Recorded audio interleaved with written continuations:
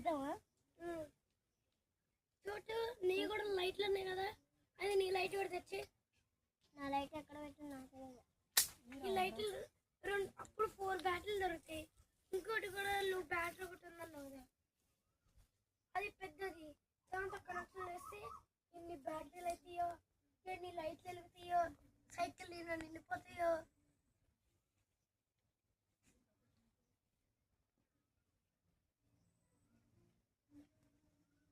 ఇది మొత్తం అడిగిలా ఉంది.